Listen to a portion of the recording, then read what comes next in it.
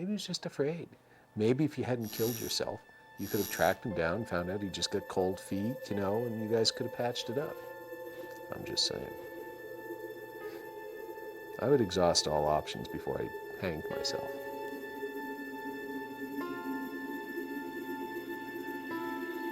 Are you judging her? Yep. Yes, I am.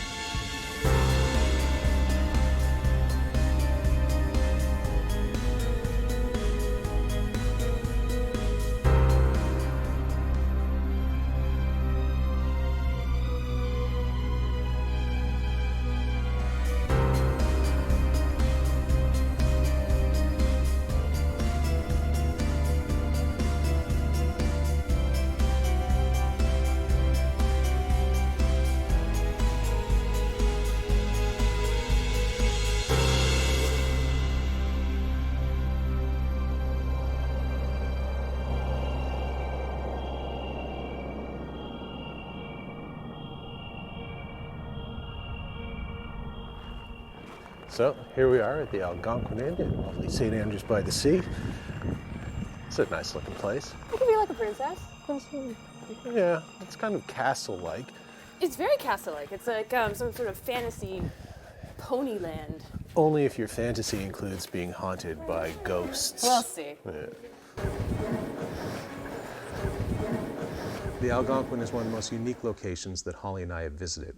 It's got a great look, like something out of a classic horror film, but it's also steeped in history, with myriad ghost stories. What made it even more creepy, however, was the fact that it was winter, and much of the hotel was closed for the season, and that really heightened the sense of isolation that Holly and I felt while we were there. After we settled in, Holly and I made our way to the lobby, where we met up with Chris Harrison, a bellman at the hotel who was well-versed in both the history of the property and its various ghost stories. Welcome to snowy St. Andrews and the Fairmont Algonquin. Thank you. I'm going to give you a little tour of the hotel, talk about the hotel history, and some spooky stories along the way. Spooky stories. Some spooky stories, absolutely. The Fairmont Algonquin was built in 1889, originally one of the Canadian Pacific hotels on the railroad. There was a little railway station just here in St. Andrews, and people would travel from all over North America and Canada to be here, to visit the hotel.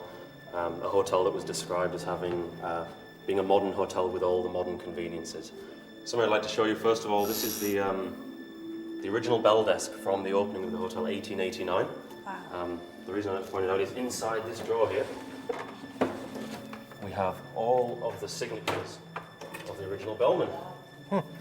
I don't know if you can see here, guys, that this is the earliest signature dating back to 1896. I highlight this and say it's the date that it's from because in 1914 there were some workmen working on the roof of the hotel and a single spark was left burning, and in about 45 minutes the entire hotel burnt to the ground. It's rumoured that there was a loss of one life. It was a bellman. The hotel was closed for the season, but there were still bellmen around, and maybe it's coincidence, maybe it's not, that the only item of furniture that got out was the bell desk, and that it was a bellman that died. Perhaps in getting this piece of furniture out, he lost his life. After his brief rundown of the history of the Algonquin, Chris related to us the various ghost stories associated with the hotel. Two in particular immediately caught our attention because they involved more than just witness sightings. In each case, there were physical manifestations of allegedly paranormal activity. Yeah, I was in the dining room and I was vacuuming away, and one of my friends was over in the corner of the room and he was setting up a table or stuff like that. And all of a sudden the lights just dimmed out on us. But where I was standing next to the only light switch for the room. So there was no way someone could have came and slowly dimmed the lights out on us in the room without me knowing. And me and my friend both turned and looked at each other and looked at the light switch, and I had goosebumps all over myself, and we ran out of the room. Staff in the summer will set up the dining room for breakfast the night before. They'll set the table with all the cutlery, the glasses, and it'll be perfect ready for the morning. Staff, year after year, have reported coming in the morning and finding that the table settings are still nice and neat as they were before, only now they're on the floor all around the table. I imagine the staff don't do this as a practical joke. It just means some extra work for them at breakfast time. But that's one that's a story has been running for a number of years from between staff that don't know each other. That isn't a story that's published, and yet it keeps happening time and time again. The incidents involving the place settings in the dining room offered us a great opportunity to be able to conduct a controlled experiment. We would set up a table, mark the utensils with chalk, and then return in the morning to see if anything had been moved. Okay.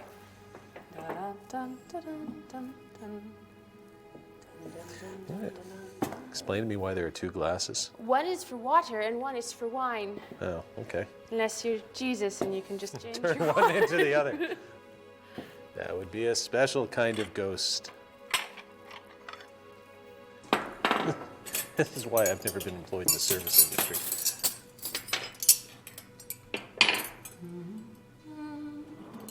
Hurry up. You're actually setting... Yes, that's the whole point. Well, not with a whole- knife. Careful. It's a butter knife. The whole point is that it's been set properly and then someone comes in and rearranges it. So you want to be, Actually, that's a butter knife. See, even I know that. That's a knife. You're quite right. You would use that for butter. That's true. What would you use this for? I don't know. Depends on what you're going to use it for. All right. Hold on. We drew chalk outlines around each of the utensils and place settings, as well as the glassware, and then locked the door behind us so that if anything got moved, we would know about it.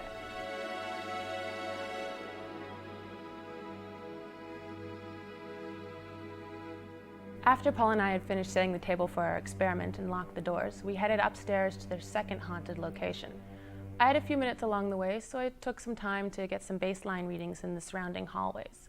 Wanted to look for any sources of man-made electromagnetic fields using EMF detector.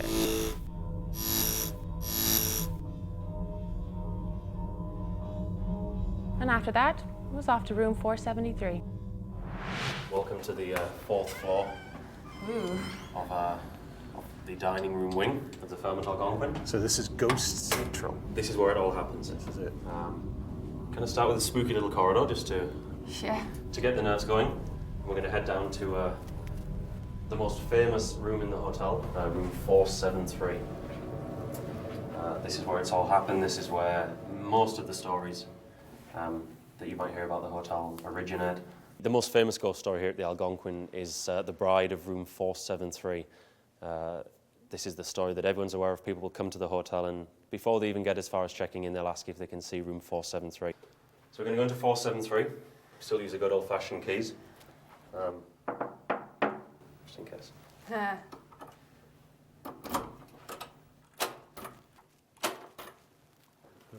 After you. Oh, any ghosts? Spooky. Now you might notice straight away that it's not what you expect. We don't have cobblestones on the floor, cobwebs hanging from the ceiling and dripping of water. It's a very nice room, very bright room. You're not seeing it in its full glory right now.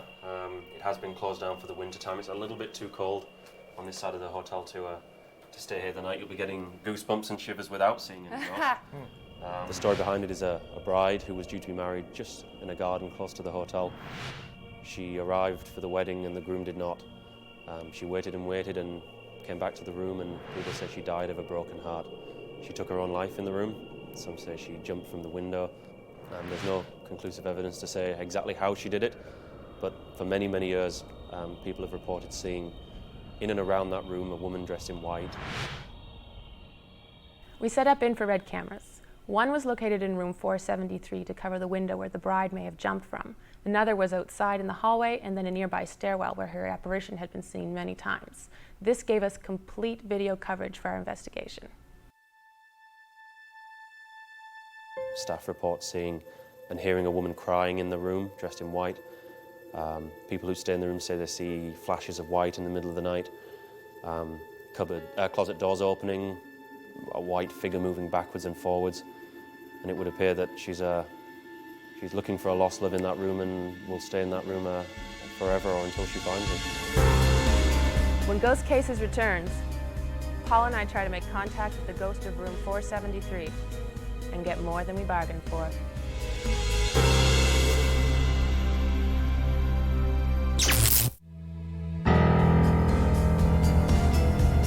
Does a ghost haunt room 473 of the Algonquin Hotel in St. Andrews, New Brunswick?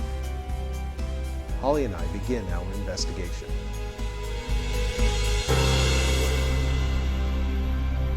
What's the story? She was a bride. She was a bride that was essentially left at the altar. I feel her pain. Heartbroken. Oh, she speaks to me. Well, I just want to let her know that I'm single. And, you know, if you want to come and say hello. Oh, that's a nice shot. We've got a camera. If your orb wants to float in, It's true. You could tell your whole story. People could understand what happened. you can speak on the little tape recorder. And remember to leave me your phone number. I'm also Maybe we can find out who this guy is, kick his ass. I'm also on plenty of internet dating Probably sites. dead now, but you Yeah, know. I suspect so. I don't think that Holly always appreciates my antics when we're trying to make contact with the spirits. But the truth is that ghost investigation isn't quite as exciting as it might sound. It involves long periods of time just hanging about, waiting for something to happen. And in the process, you can go a bit stir-crazy, particularly in the winter at an isolated place like the Algonquin. Besides, I am single, and I have absolutely nothing against dating a girl on the rebound from a breakup, even if she is a ghost. Yeah, no, you come here often? Yes, all the time, because I haunt this room. Oh, that's good to know. So, oh wait, hold on. Somewhat serious? Wait. Fate, time, occasion, chance, change. To these all things are subject, save eternal love. Shelley or Byron? That's Byron. So if she actually died around the turn of the century, she might know some Byron. Maybe her former fiance quoted some Byron. That's how he wooed her. Maybe she was just crazy. Could be. Maybe she was cheating on him. Maybe. Hey, ghost girl, were you cheating on your husband? Did he have a legitimate reason to Well, he dump wasn't you at actually the my altar? husband. Well, Maybe. you know, husband to be. She could have just come here and been like, yes, I'm getting married. Yeah, true enough, she could be like completely nuts. My attempts to establish a romantic connection with the ghost didn't seem to be working, so I decided that I would try my usual tactic, which is to antagonize the spirit in order to try and get some sort of reaction. Maybe he was just afraid. Maybe if you hadn't killed yourself, you could have tracked him down, found out he just got cold feet, you know, and you guys could have patched it up. I'm just saying. I would exhaust all options before I hanged myself.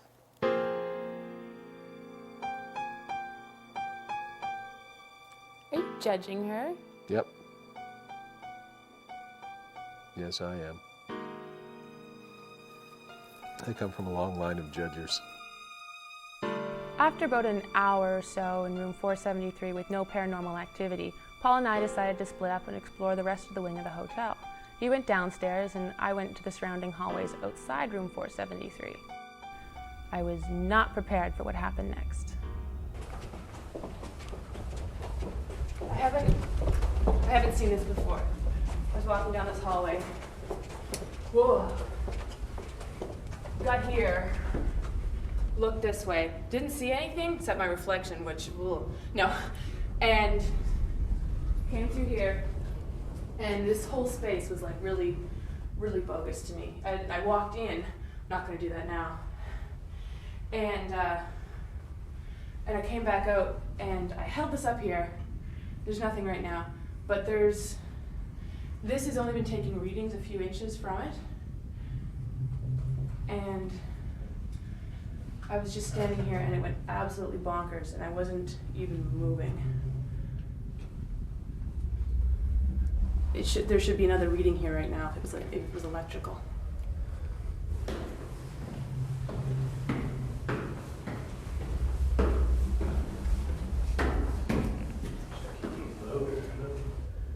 Paul? Yeah. Are you seeing this? It picks up a reading and then it's gone. I know. EMF, right? say anything. What? It, Maybe we have an effect. Oh, now it's up to orange. I've got it up to red before, and there's nothing in this area. I mean, there's an open window here. You could be getting something through that, but it's gone again.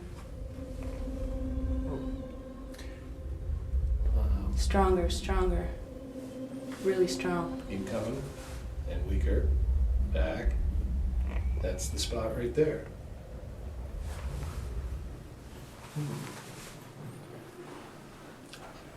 Let's see. Yeah. The logical thing to do would be to, Check the plans. yeah, find out what's here. That would, oop, there we go again. Let's go see if we can find a reading in the hallway, or maybe it's just in this area that's weird. Okay, you want to go back to the room? If there's a spirit here, let's see if it'll follow us. No, you've got its attention as right soon now. as I said that, it lit up. An earlier sweep of the wing had shown no EMF activity outside of standard electrical devices. These were different. They moved, they spiked, they were inconsistent. So we did what any good investigator would do. We looked for explanations. All right, let's head back to room 473, see if the spirit will follow us back. 473 is the allegedly haunted room. Let's... In we go. No, this doesn't work. Of course, there's a whole other wing there. Can we go to the end of that wing? Sure. Well, if it's a reading from outside, then Lead on.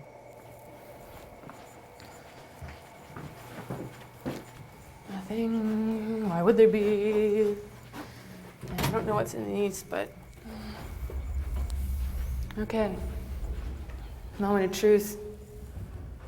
This is fairly close to absolutely nothing. The moment of truth is that you go back to where you were, try it again now that you've been away. You think? Sure, why not? But that would be, you've checked the room, you've checked down this hall. The only thing left to check would be that space again. Let's see if it lights up again. This will be the final test. Does it light up again It's here. in the same room? It's here. It's still flighty, though. Check by the window over. And Did you see that? yeah, don't know what to tell you.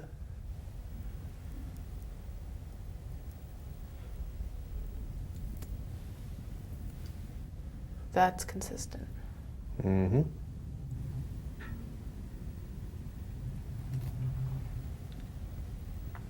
Nothing. Oh, and something popped up as you pulled it away. Let me see.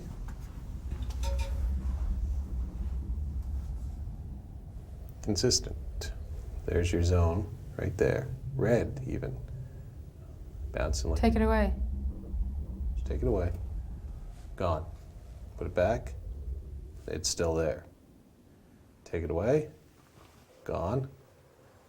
Put it back. Still there. See? Go to the other window. I think we can establish a pattern here. All 5 colors of the rainbow. But is it a ghost?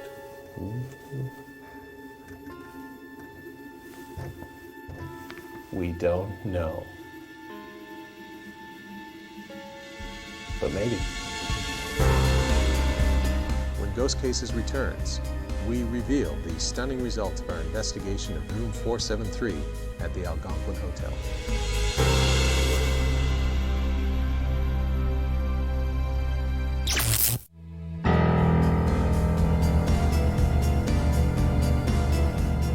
Holly and I continue our investigation of the Algonquin Hotel.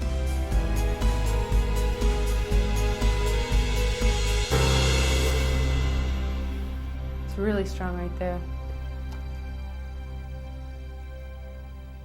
Well, now we're getting consistent readings a couple feet from the window. Hello, Holly. Hi. Ding, ding, ding, ding, ding, ding, ding, ding, ding, ding. Nope. Yep. Nope. Nope. Definitely nothing. Brad. Ding, ding, ding. It had been a long day, and Holly and I were definitely starting to get a bit silly, so we decided to call it a night. The EMF readings had been interesting, and we couldn't discover a logical explanation for finding them in that one spot at that particular time. but that wasn't proof of anything paranormal. The next morning, we checked the dining room, and everything was as we had left it the night before. We packed up our gear and headed home, pretty much convinced that while the Algonquin was a very interesting place with a rich history, the stories of ghosts were pretty much just that, stories. It was only when we took a look at the digital camera footage 2 weeks later from room 473 that Holly and I realized what might really have happened that evening. After the events in the hallway, the crew headed outside to get some shots of the hotel at night. I took the opportunity to go back to room 473. It's hard to explain, but I wanted to apologize on behalf of Paul. I don't know if the stories of the bride are true, but perhaps they are. And if they are, then everything that she went through, I didn't want to add to her misery, that's for sure. And apologizing really wasn't going to hurt anyone. The area to watch is on the wall behind the computer screen. Our camera picks up an unusual disturbance, and then an orb appears and flies across the room. The orb wasn't the only thing that our camera picked up, however. Before it takes form, our camera recorded what appears to be an anomalous, three-dimensional image on the wall. This image seems to resemble a vague but disturbing face. Holly and I had never seen footage quite like this before, so we decided to get a second opinion. I contacted a very good friend of mine in the United Kingdom, Dave Sadler, who's been investigating the paranormal for well over a decade, to see what he thought of this footage. I've viewed the footage 10 times now, both frame by frame, and due to the advanced technology that we're using in relation to the recording, I've been able to view it different styles, different lengths. On a personal level, in the 10 years plus that I've been involved in the paranormal, it's the best piece of footage that's unexplained I've ever seen. I won't say it's paranormal, it's an unexplained light anomaly that is very interesting, very, very interesting. Paul, in 35 years of paranormal investigation between me and Steve, looking at audio, digital, analog, all the different varieties of filming types, photographic types over that period of time, I don't think I've caught anything of consequence whatsoever. But looking at that, I've not seen anything myself that I've captured that could possibly be as important as that piece of footage. I've never been convinced that orbs are evidence of paranormal activity, but I have to admit that I found the footage we recorded in room 473 to be interesting, particularly how Holly responds to the light after it goes by her. She looks behind her. I can't offer an explanation for that. I find it to be genuinely anomalous. I honestly can't remember why I looked in the direction of the flying orb, and I didn't observe any of the evidence that our cameras recorded that evening. Numerous staff at the Algonquin have reported seeing photographs of unusual orbs in room 473, but until now, those alleged orbs have never been seen or filmed while moving. Could this orb be the spirit of the mysterious bride of room 473? I wasn't entirely kidding when I said I felt the bride's pain. I was engaged for several years to a woman I loved dearly, but we never quite made it to the altar.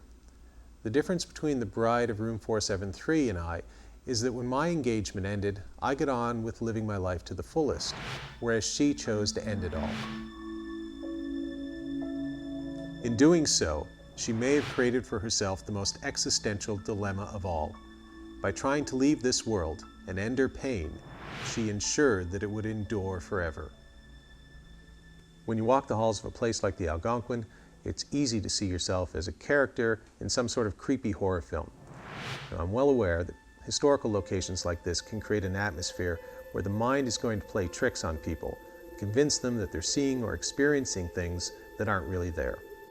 But cameras are harder to trick, and at the Algonquin, ours might just have recorded proof that the truth is sometimes stranger than any fiction, particularly where ghosts are concerned.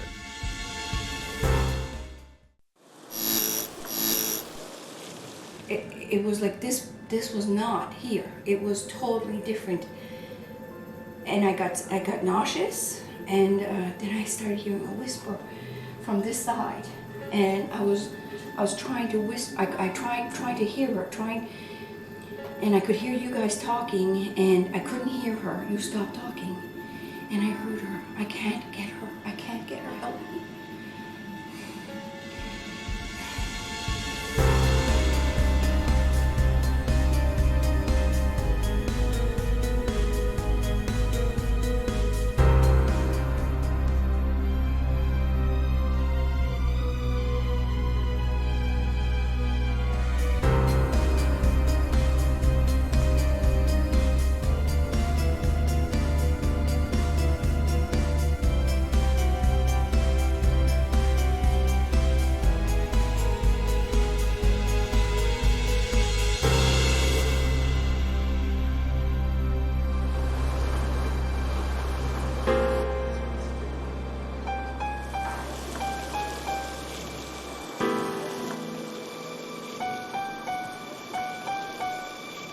No, want to move to Moncton. Why wouldn't you want to move? We get in there, we set up the DVR, then we get the witnesses straight, and then off we go for some ghost hunting. Maybe some clam chowder. Hey! The Five Fishermen restaurant in Halifax, Nova Scotia is best known for its fine cuisine. However, it's also well known as a hotspot of alleged paranormal activity that's often associated with the building's rich history. In 1912, when the Titanic sank, many of the bodies that were recovered were brought to a funeral home that was connected to the building. Several years later, in 1917, Halifax was devastated by the explosion of a munition ship in the harbor. Thousands died, and many of the victims were brought to the funeral home in preparation for their eventual burial.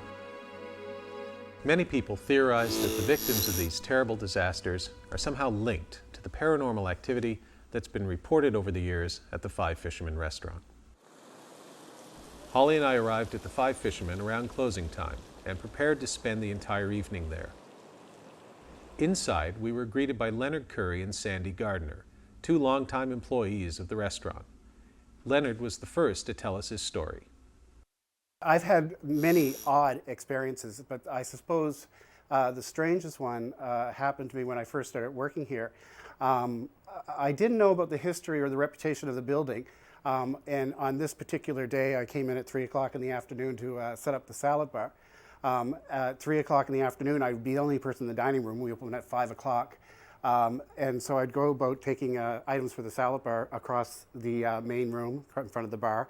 And as I was passing by on one of my trips, I'd heard a crash come from behind me. So it came from behind the bar area here, proceeded up here, and at that time this room was a smoking section.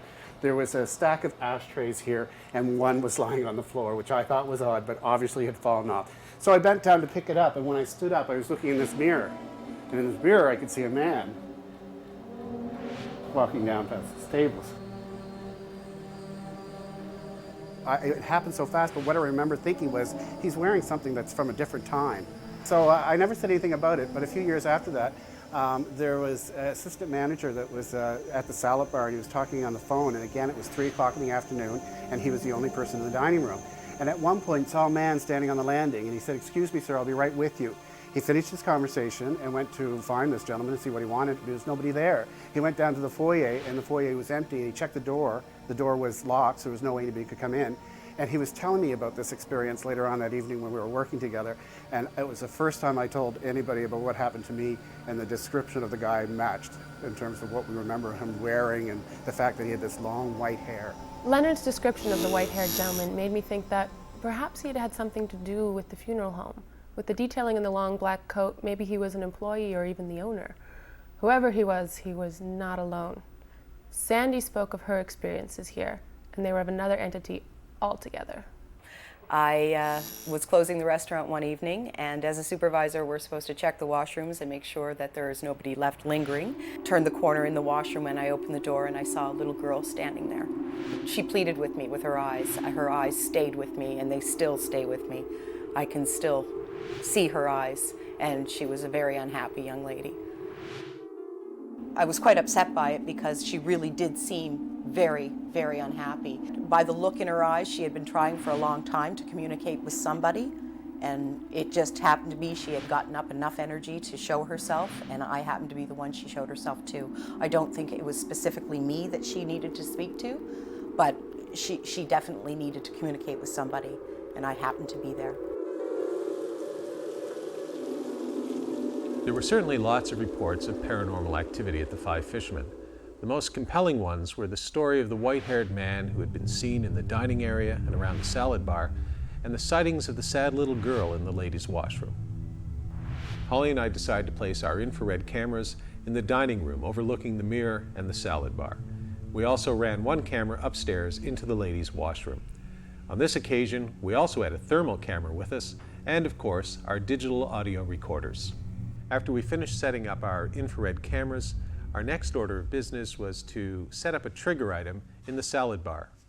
All right, so what we have here is a trigger object, because part of the story of the Five Fishermen is that the ghosts might be from the Halifax explosion of 1917 or the Titanic disaster of 1912. So something in the early 20th century.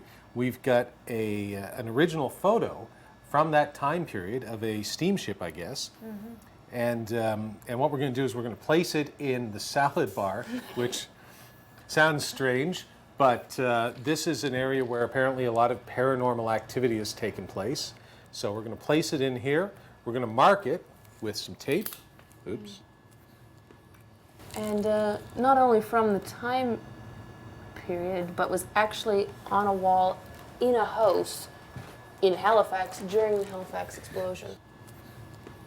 So hopefully when we come back, even if the ghosts don't come talk to us, they can make their presence known by moving this painting, which hopefully will still be here because it's a very valuable painting, so, or picture. Yeah. Sorry, I just want to make sure it's lined up along the edges. Like that. There we go. So we're just going to leave this here for whatever spirits might be dwelling in the Five Fishermen and see what happens.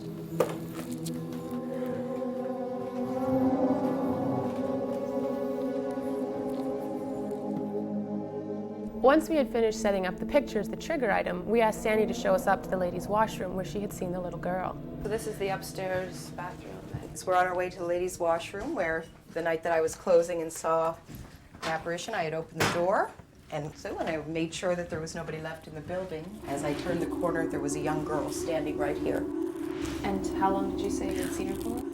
I think it was just seconds, but it was her eyes that I focused on. And she looked the at most, you? and she did definitely look at me, And without question. after you saw her for several minutes, Several seconds. she dissipated? She did. Before your eyes, you saw her disappear? I think I might have shut my eyes and opened my Blinked? eyes again, and she was gone. She was gone. I don't remember seeing light dissipate, but there was light around her when I had first seen her. And there was a shimmering sort of glow of some sort of blue glow or something around her, or was Not it a white blue, glow? It was white. White. It was white. It was colorless. After hearing Sandy's story, Holly and I decided to spend some time investigating the ladies' washroom. We're interested in learning about you. So, if you wish, take the opportunity, say hello in whatever way you see fit, provided you're friendly. Nice claws. Well, it's the lawyer in me. I just want to make sure that, we've covered all the angles. And it didn't take long for something unusual to happen.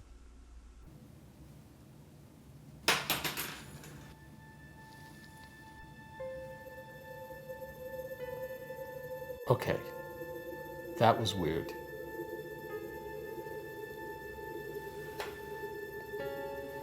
I don't even know what that was.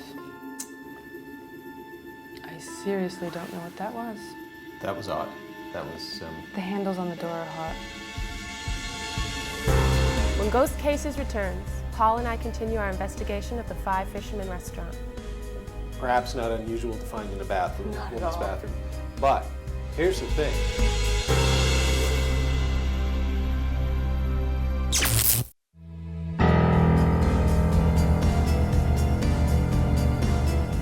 Paul and I continue our investigation of the Five Fishermen restaurant.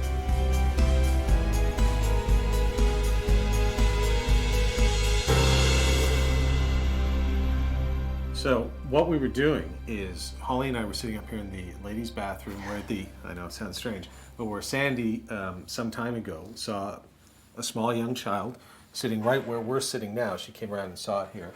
And so we hung out here for about half an hour, and we had the tape recorder going, and we'll see what kind of audio phenomenon we might have picked up on that. We had the thermal cam going, all sorts of stuff. And we're just sitting there, not even talking, and all of a sudden we hear what sounds like a penny dropping. I thought it was a penny at I thought first, it was a coin. And it came from over here, absolutely no question, right over here. And so there was nothing on top of the counter here. Completely flat, as you can see. But, The yeah. only thing I can think of is that if there was something, I thought maybe there was indentation in the wood down But here. there isn't. It's completely flat, if Yeah. you can actually get down there and see that. Yeah. And the other thought I had just by looking, you've got the copper piping. So perhaps if it had slid down the edge here some Might have time been- ago, might it have been on could the have copper slipped piping. off. But, But here's where we were, and you got that? I gotta. So when I investigated underneath, I did find this, which is a button from what I suspect is a woman's coat. Perhaps not unusual to find in a bathroom, Not at woman's all. bathroom.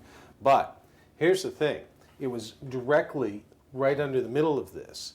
So how did it? If it fell, where did it fall from? It didn't roll. There was no audible rolling. The only place it could have fallen from was from somehow this copper pipe here. So here's here's how it would have gone down, like that. But that's not where it was. It was, even if it was right here, Still rolls. and that is possibly what we heard. Because now, if you put it there, it's more or less, it was like some form of coinage. Where's that button? No, there it is. It's got me. Uh-oh. Well, it's really, Cute, that's cute. It's really dirty under there. Things I do for science. That's my good suit. Ew. Penny. Button. Oops. Okay, try that one Preferably again. button not dropping on the money. Oh, that one sounded different altogether. Yeah, but still, like, see how it bounces? Did you hear that? It's hollow. Half an hour into the investigation, and we had already had something happen. But a thorough search of the area revealed a probable explanation in the form of a button from a lady's coat. However, the fact that it fell at the time it did is certainly a coincidence at the very least, and perhaps represented something even stranger. We concluded our investigation of the ladies' washroom and then moved to the dining room area. We sat down directly under the mirror where Leonard had seen the apparition of a white-haired man. After about an hour in the dining room with nothing out of the ordinary happening, Paul and I decided to conclude the investigation. We went back to check on the trigger item, which sadly hadn't moved. It was getting late, probably about 3 a.m. in the morning, so we thought we'd wrap it up for the night. We were pretty happy with what we had thought had been a very interesting evening. However, it wasn't until we got back and were reviewing the footage and the evidence that we were surprised at how much was really going on around us that night. One piece of evidence that was recorded by our infrared cameras overlooking the salad bar caught our attention.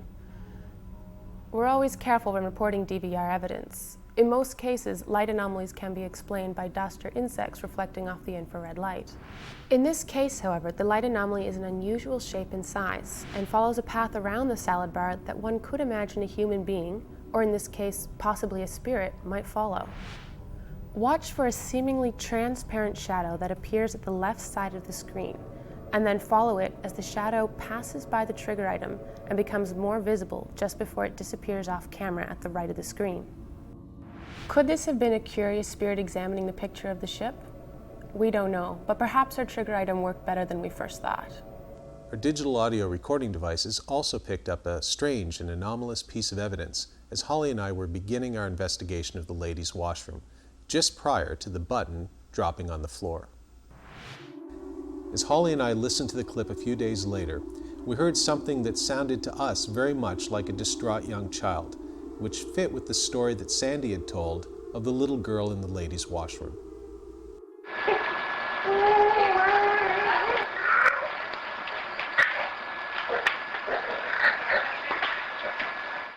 There were no children in the building with us that evening, which leaves the question of how our audio recorders picked up what seems to be the voice or the cry of a small child.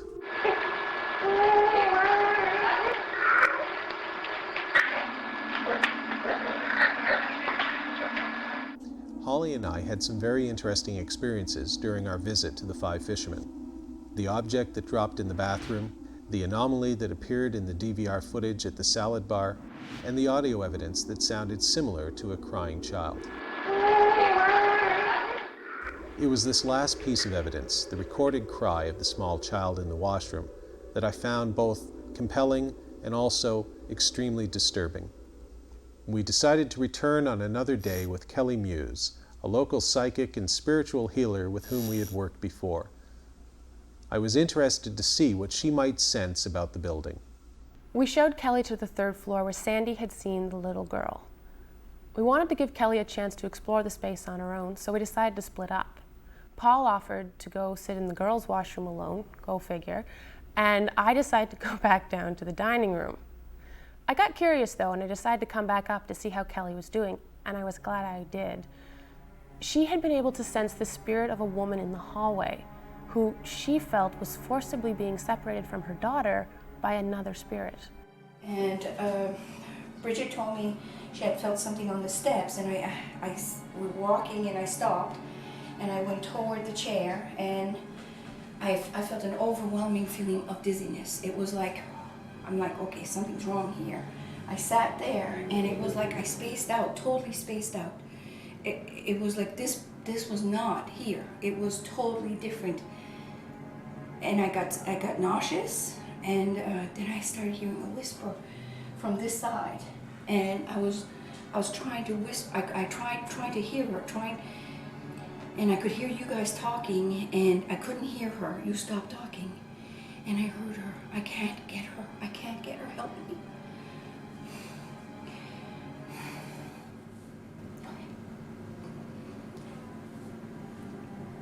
I'm sorry. And I said, why can't you go get her? He won't let me. And that's when I saw there's someone in the bathroom. It's a male, and his face is half gone. I don't know who he is. I'd never seen Kelly this distraught before. She was obviously having an intense emotional experience. So I asked her what we needed to do next. I only know one way to help, and it's what I know. I have my holy water, and we have to cleanse this place, absolutely, and send whatever's there away so she can come get her. Why would he be keeping her here? Because he's by himself. He does not want to be by himself. And she's afraid. Okay. He doesn't want her to go. So what do you... So we have to send him away. We have to make him go so he's away from here. When Ghost Cases returns, Kelly tries to free the spirit of a little girl trapped in the Five Fishermen restaurant. Is my arm supposed to hurt? Yep. Oh, okay, good.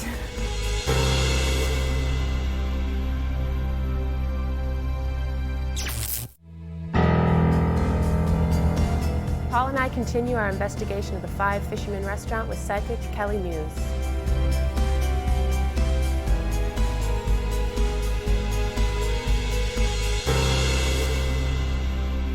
Kelly and I entered the men's washroom where she had sensed a male spirit keeping the little girl spirit from moving on. She began conducting her spiritual cleansing ritual, and as she was concluding it, I began to have the oddest sensation in my right arm. I want you to see in your mind, Holly, a light, a bright light, a beautiful light. And I want you to send him towards it. Me? Yes. Close your eyes. What if I send him to the wrong place? No, there's only light. There's nowhere else to go. He's already in the darkness. He needs to go to the light. So vision the light, see the light. Now show him the light. Just like he turns around and there it is. I want you to go to the light. Say it. Go to the light. Okay. Say, I want you to go to the light. I want you to go to the light. This is what ghost investigating is, I've discovered on my journey. A lot of just sitting for minutes, hours even, with nothing happening. And then you get that one moment when something happens that changes the way you perceive your reality and the things around you and the world that we live in. Arm is tingling. Yep, My right arm is tingling. yep, he's going. He's turning. I don't know if I've had that moment, but I've had a couple of moments that were genuinely weird. And one of them happened in here, which is why we're back trying to recreate it. My arm is numb. It's okay, it's okay. Okay. Go towards the light. Okay, he's going. You could be here for an hour or 2 or 3 and have nothing happen. Nothing might ever happen.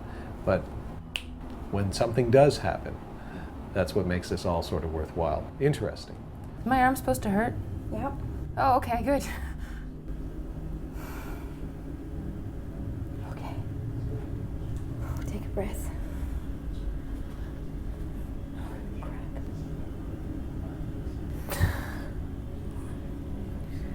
Okay. Okay. He's gone. Do you not feel the air different here?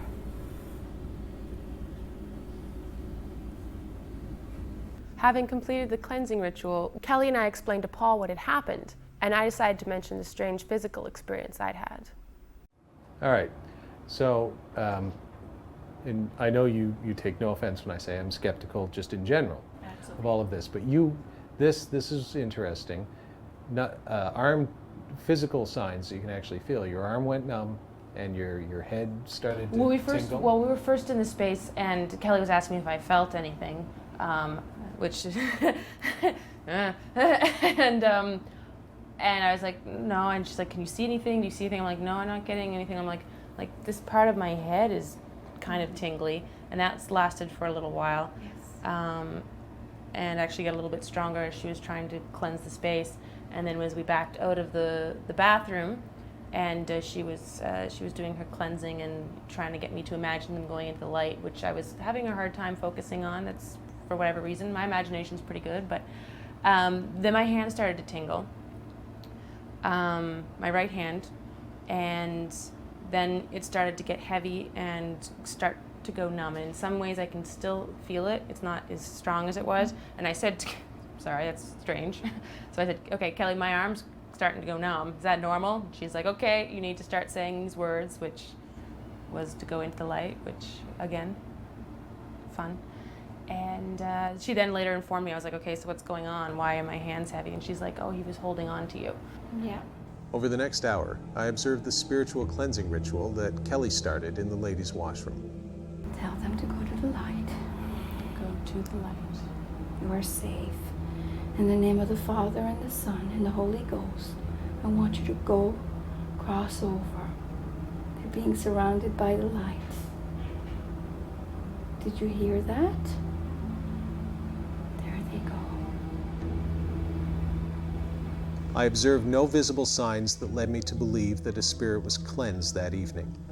However, I don't completely discount the experience that Holly and I shared in the ladies' washroom, nor can I discount Holly's experiences with Kelly earlier in the evening, or the myriad stories told over the years by the people who work at the Five Fishermen. If in fact the spirit of a little girl was trapped in the ladies' washroom at the Five Fishermen restaurant, all that I can say is that I genuinely hope Kelly was successful in her efforts to show her a path to a place that offered the little girl the peace I can only imagine she was longing for.